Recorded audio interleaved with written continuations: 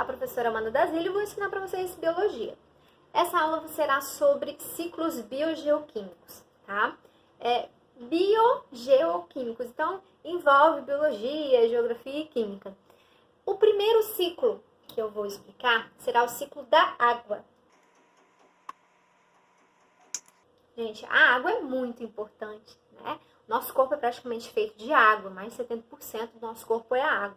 A vida surgiu na água.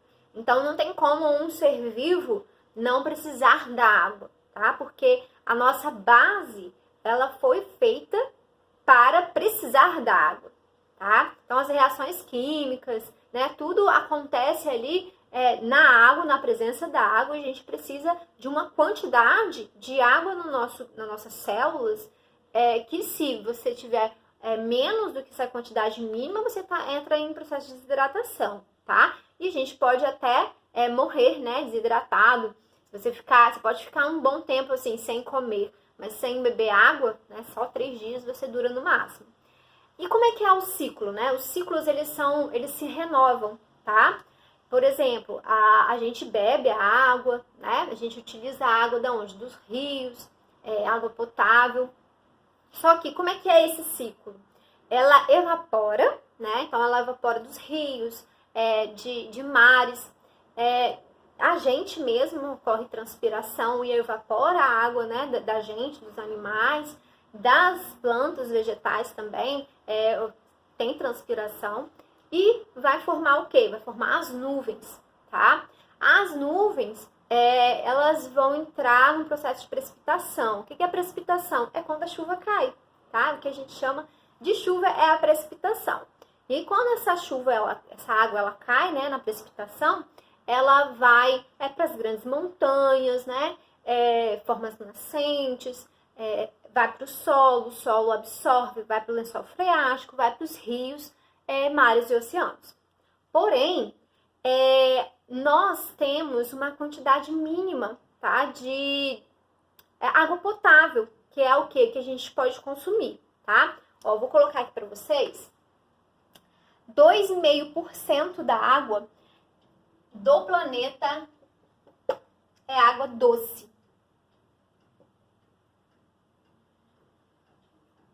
Que é a água que a gente consome, tá? E desses 2,5%, 0,3% é de lagos e rios, que é o que a gente consome diretamente. 29,9% é subterrânea, ou seja, está nos lençóis freáticos. 68,9% está nas calotas polares. E 0,9% outros reservatórios. Então, desses 2,5% aqui, 69% está congelada, tá? E, então vamos descongelar as águas dos polos e tal, as geleiras. Gente, os polos, eles têm uma função no planeta que é a de resfriar o nosso planeta. Se ocorrer, né, o descongelamento, que é o que está acontecendo com o aquecimento global, se ocorrer esse descongelamento dos polos, a temperatura do nosso planeta vai subir e o nível do mar vai subir também. Então, aonde hoje você está ali morando à beira da praia, né? Não vai ser mais a praia, vai ficar debaixo d'água, entendeu? Então, a gente precisa dessas calotas polares congeladas para ter esse equilíbrio no nosso planeta. Beleza. E o que a gente faz com a água que a gente realmente pode consumir, que é 0,3%. 0,3% está em lagos e rios. Além da gente consumir, a gente faz o quê? Então, aqui é a Vila Velha, né? Em Vila Velha tem vários valões. E esses valões eram o quê? Eram rios, tá? Então, o que já foi um rio, hoje em dia, está tão poluído que a gente não tem como mais consumir dali. E olha só a porcentagem, 0,3% de 2,5%. Dentro de 2,5%, 0,3%. Então, é muito pouco. A gente tem uma sorte que o Brasil, ele é muito irrigado, sim, por vários rios, né? E a gente não vê tanto, assim, essa importância de preservar a água, né? Porque a gente tem abundância, só que essa abundância um dia vai acabar, tá? Então, é muito importante o consumo consciente, tá? o que a gente acaba fazendo? A água potável que a gente poderia estar consumindo, bebendo, vai para o vaso, né? Vai para a calçada, vai para lugares onde não precisaria de uma água potável, né? As nossas casas, elas não estão... não tem sistema de reaproveitamento de água. É muito difícil você encontrar alguma casa que tenha.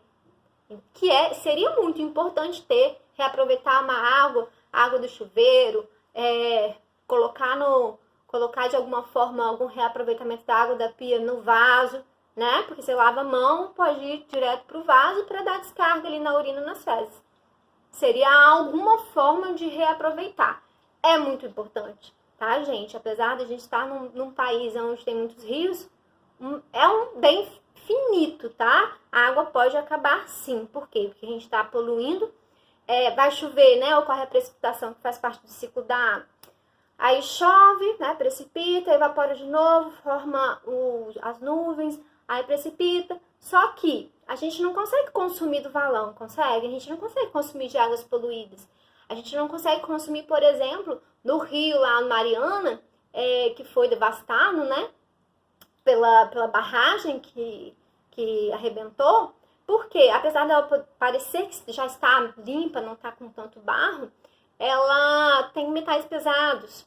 Então, qualquer forma que a gente polua a água, né, vai estar prejudicando nós mesmos, tá bom? Então, a gente tem que ter muita atenção, pensar mesmo em formas da gente conseguir preservar um pouco a água, né?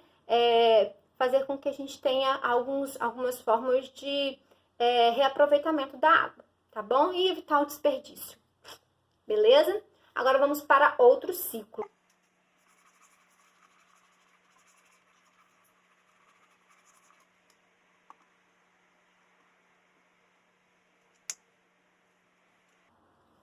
O ciclo do carbono.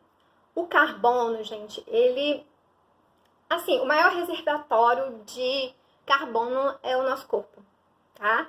Então, os seres vivos, eles são feitos de carbono. E como que é o ciclo do carbono? O carbono, a gente também, na respiração, a nossa respiração, ela participa do ciclo. Que é o quê? A gente inspira o oxigênio, mas a gente expira o CO2, né? Então, ele vai para a atmosfera. E quem retira esse CO2 da atmosfera?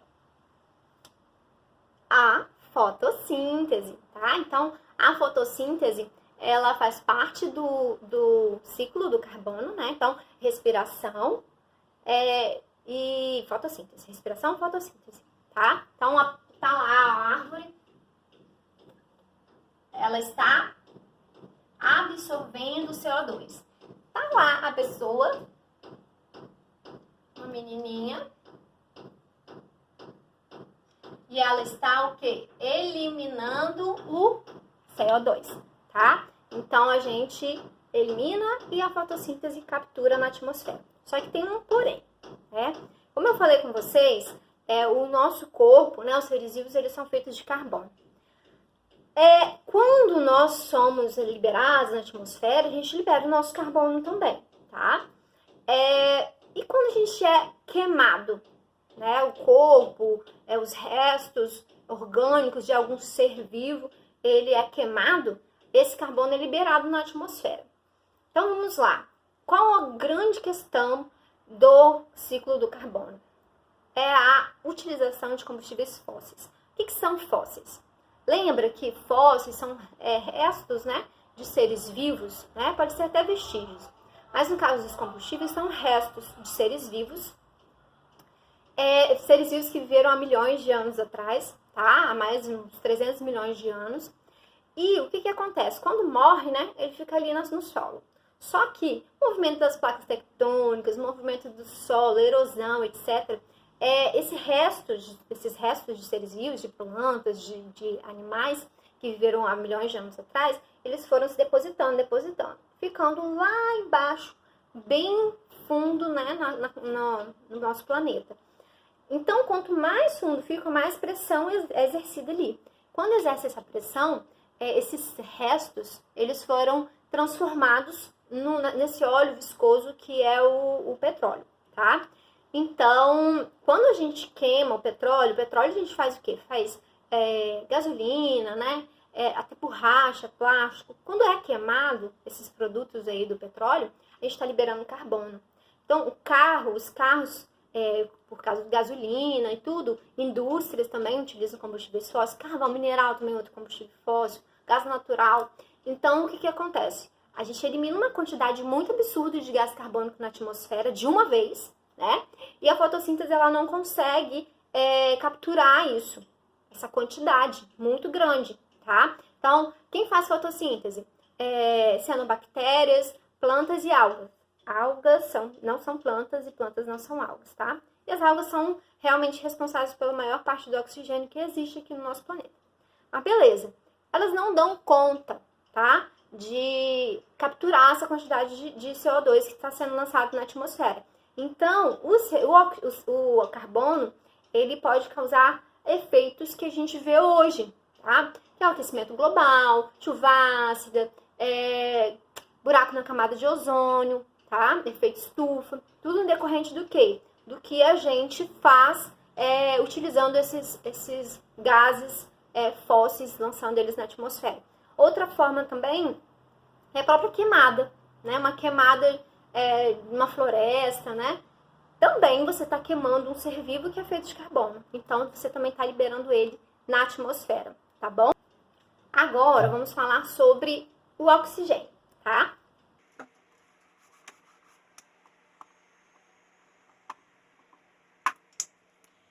Então, o ciclo do oxigênio, gente, é basicamente parecido com o do carbono, tá? É o quê? Respiração e fotossíntese. Só que é o contrário, né? Aqui,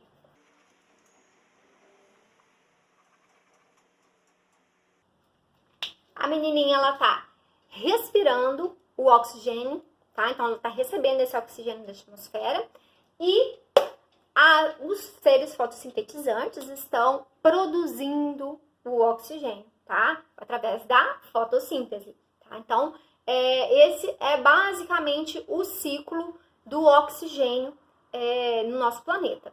Só que tem uma questão, tá? Que seriam a questão da camada de ozônio, tá? A gente liberando gases, né? Que utilizamos em alguns produtos, a nossa camada de ozônio, ela vai se desfazendo. Por quê? Qual a importância da camada de ozônio? A camada de ozônio, gente, ela protege a gente dos raios UV, tá? Que é o quê? Um raio do sol, né? Que ele é ultravioleta e que ele é cancerígeno, né? Então, a gente tendo um contato muito direto com esse raio UV, vai ser muito mais propício a gente desenvolver um câncer de pele, por exemplo. E está realmente abrindo um buraco na camada de ozônio. Por quê?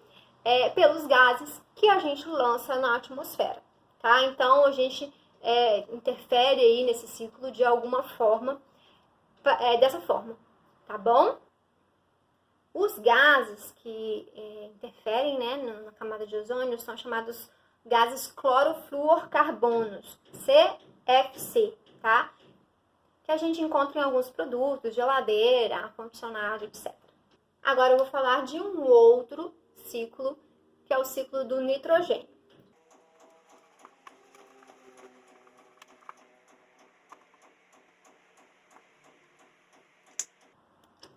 Então, o nitrogênio, ele está presente na nossa atmosfera, cerca de 79% da nossa atmosfera está o nitrogênio. Só que a gente não consegue assimilar esse nitrogênio na sua forma mais pura, digamos assim. E a gente precisa dele, inclusive, para a formação do nosso DNA, a gente produz DNA o tempo inteiro, tá? Só que o nitrogênio, ele precisa passar por alguns processos, até que a gente consiga assimilar eles, tá?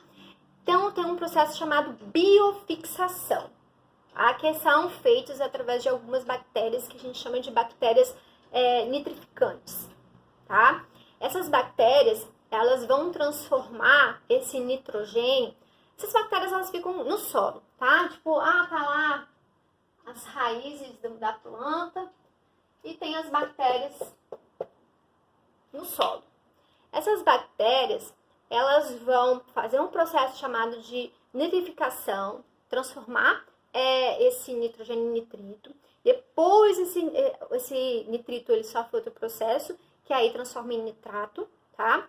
E vai ser absorvido pelas raízes das plantas.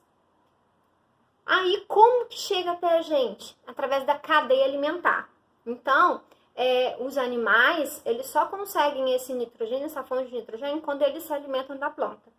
E nós somos os animais também que comem a planta para ter uma fonte de nitrogênio, tá? Então, a partir da cadeia alimentar, a gente consegue consumir esse nitrogênio. Então, quando vocês virem uma questão falando sobre bactéria, sabe? A bactéria fixadora, bactéria nitrificante, ela está falando do ciclo do nitrogênio, tá? Bactéria é ciclo do nitrogênio. Lógico que vocês vão ver o contexto ali, né? Mas quando a questão fala de bactéria, você já, opa, ciclo de nitrogênio isso aqui, tá bom?